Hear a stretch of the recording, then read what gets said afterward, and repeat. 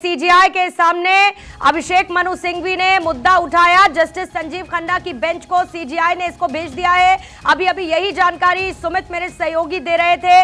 अभिषेक मनु सिंघवी पहुंचे सीजीआई के सामने, अरविंद केजरीवाल की गिरफ्तारी का मुद्दा उठाया। याचिका यही थी कि ईडी ने गलत तरीके से गिरफ्तार किया और ये गिरफ्तारी सरासर गलत है और आम आदमी पार्टी चाहती है कि इस पर तुरंत सुनवाई हो। सीजीआई के सामने अभिषेक मनु सिंघवी ने कहा तो सीजीआई ने जस्टिस संजीव खन्ना की बेंच के सामने मामले को भेज दिया है। जस्टिस संजीव खन्ना ने ही के कविता के मामले में फौरन सुनवाई से इनकार कर दिया। यह भी आज का बड़ा डेवलपमेंट है।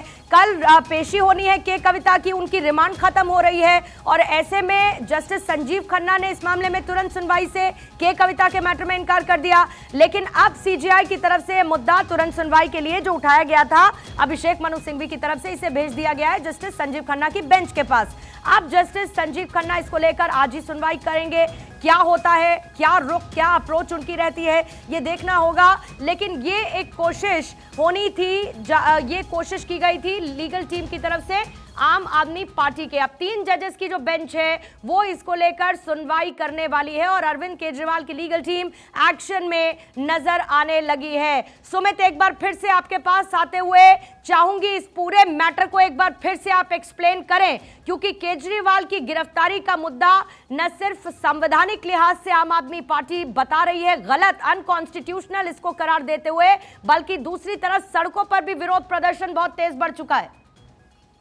जी बिल्कुल, देखिए सीधे तौर पर कपिल सिब्बल ने इस पूरे मसले को लेकर कविता के मामले में आपको मैं बताऊं कि कपिल सिब्बल ने कहा था कि इस पूरे मामले में आप देख सकते हैं कि किस तरह से पॉलिटिकल वेंडेटा का इस्तेमाल किया जा रहा है और ऐसे में हमें हाईकोर्ट जाने के लिए ना कहे। लेकिन सुप्रीम कोर्ट ने कहा कि के कविता के मामले में हम ऐसे मामले में तय प्रक्रिया का उल्लंघन हम नहीं कर सकते हैं, तो निश्चित तौर पर इस पूरे मसले में हम जमानत आपको नहीं दे सकते हैं। तो फिलहाल के कविता को सुप्रीम कोर्ट ने राहत देने से इनकार कर दिया है।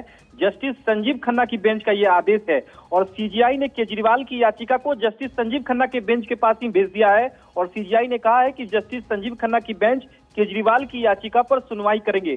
तो दोनों मैटर को पूर्णिमा को रिलेट करके आप समझे कि सुप्रीम कोर्ट इस पूरे मामले पर कैसे सख्त नजर आ रहा है। कोर्ट ने कहा कि हम तय प्रक्रिया के तहत ही आदेश दे सकते हैं के कविता की जमानत याचिका पर, ये सुप्रीम कोर्ट ने कहा है। समय क्या है जब 3 जजेस की बेंच इसको लेकर सुनवाई करेगी? आया है क्या टाइम अभी?